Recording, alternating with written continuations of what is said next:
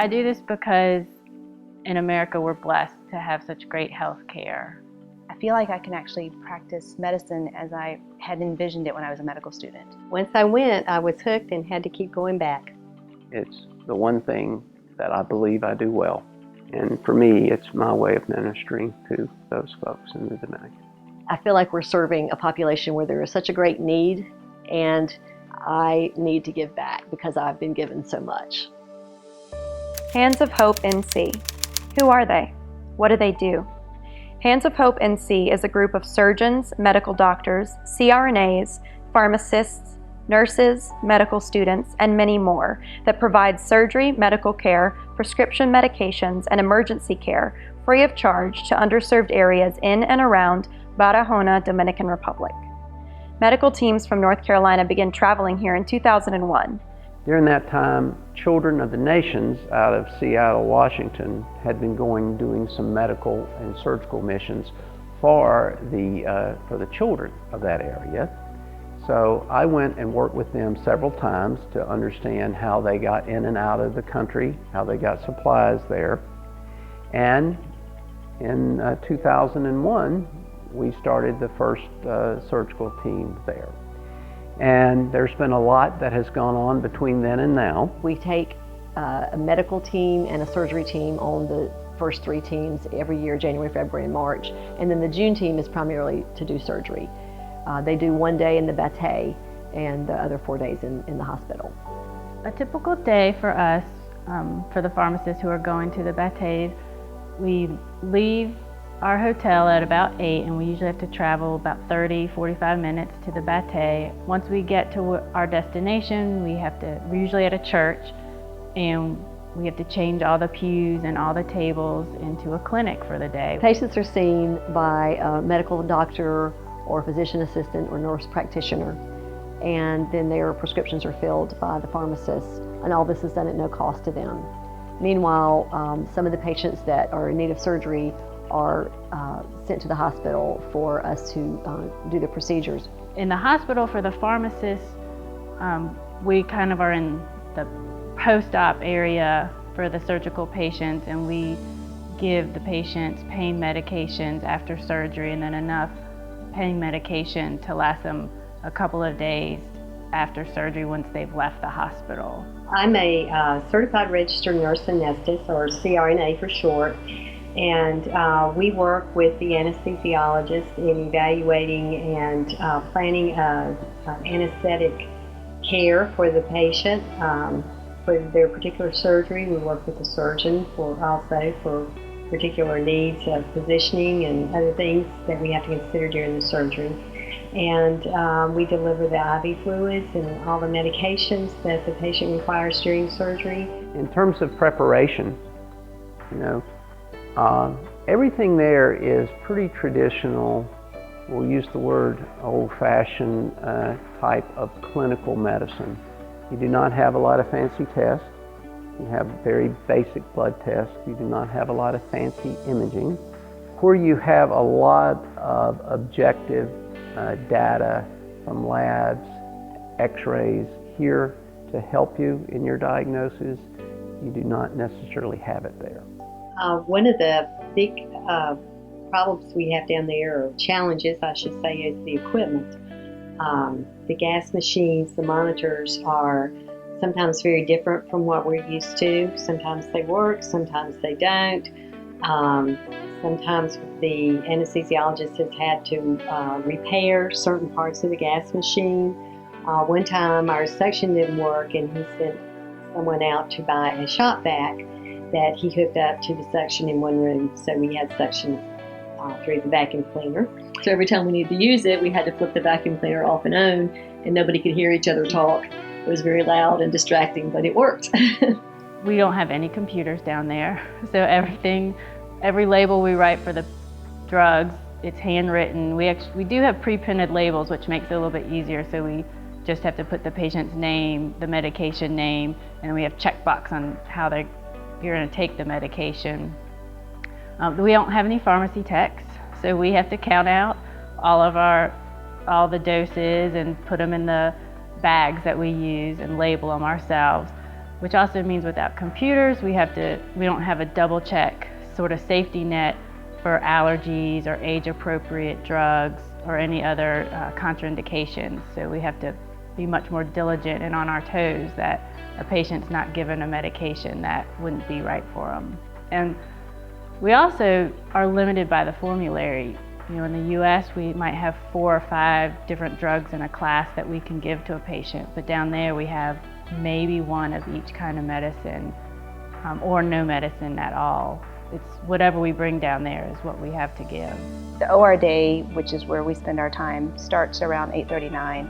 And we start by meeting the patients. And it's a little bit different because in the States, we obviously have a relationship with the patients, and that's how they choose to go to the operating room. And what I find interesting is that in the Dominican Republic, these people desperately need what they need, and they're willing to meet us and then immediately go under the knife, if you will. And so we're meeting them, and within 10 to 15 minutes, we're in the operating room with them. One of my memories that I think sticks with me is and it kind of hits on the differences between U.S. medicine and Dominican medicine, is a story of a young man who came to us with his hand almost completely severed off. There were just rudimentary clips and hemostats on it, and they had some paper towel covering it over, and they brought him into the operating room. What happened from there was a very interesting perspective on U.S. medicine and Dominican medicine. There's a Dominican surgeon and there's an American surgeon who was with our team, and they were trying to decide what to do with this young man's hand. And the Dominican surgeon says, "We need to amputate. There's nothing else we can do." And the American surgeon, kind of bringing with him all of his American thoughts and our American ways, said, "Wait a second, we can save this hand."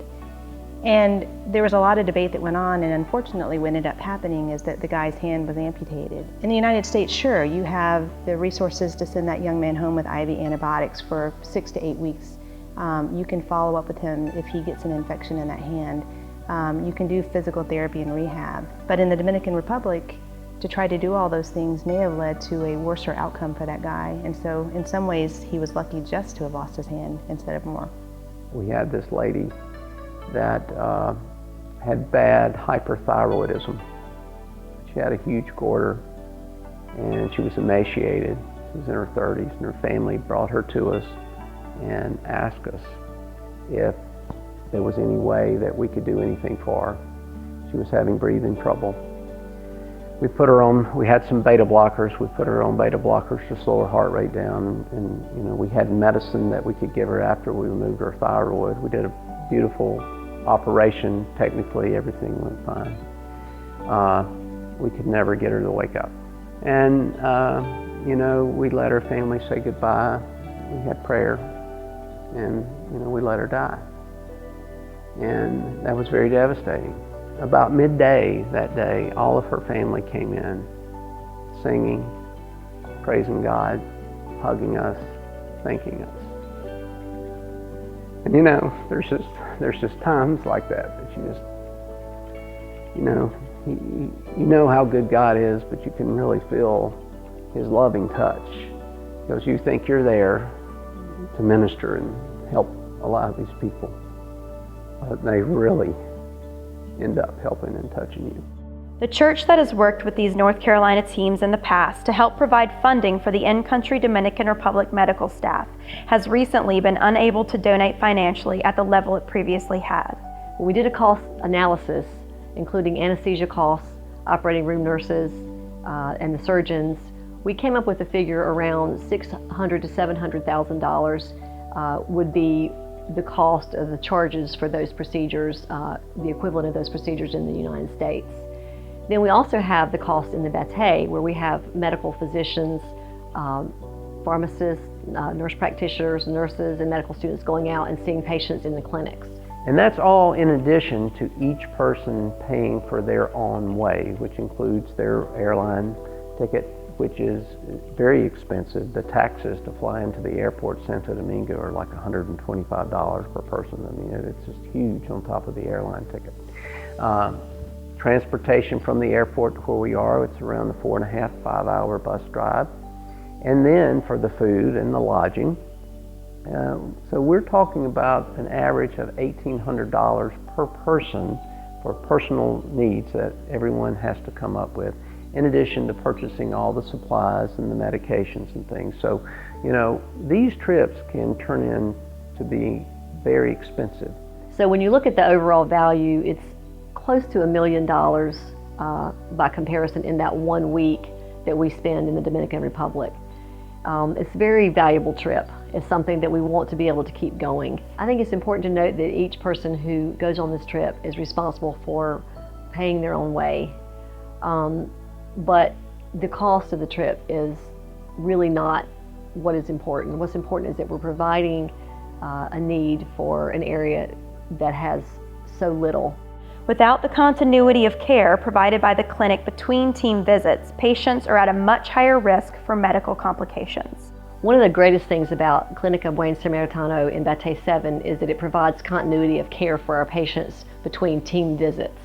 With the teams going once a month in January, February, March, and June, it's nice to know that the patients will be seen by the Dominican physician and they will have access to prescription medications. With the changes in financial reimbursement and support for this group, if we continue to perform those surgeries, these patients may not get the follow-up that they need.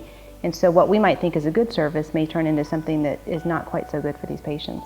These teams are passionate about what they do each year in the Dominican Republic, volunteering their time, their services, and their hearts. But their efforts will merely be a Band-Aid on an open, bleeding wound if there's not adequate funding for proper medical care when they cannot be present. We need your help to make this happen. Right now, the need is to keep the staff at the clinic on the payroll so that they can provide for care when we're not there. We are able sometimes to obtain small donations. We also seek to have medications and equipment donated whenever possible. We try to be as conscientious about our spending as we can be. So right now, some of the funding for the staff in the Dominican Republic has been eliminated because it's just not there. So we're seeking for donations for support of the clinic in Batey 7. Here are some ways you can help.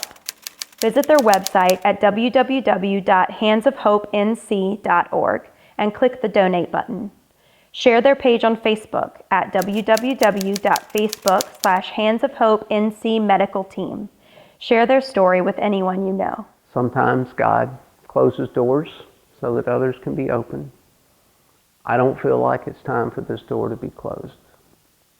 So I would just ask for whoever's listening to this to pray, ask what you're supposed to do. It may not be money. It may be helping us do something here stateside. But anything you can do, nothing is too small. So we appreciate all the consideration and the prayers for Clinic Batey number 7.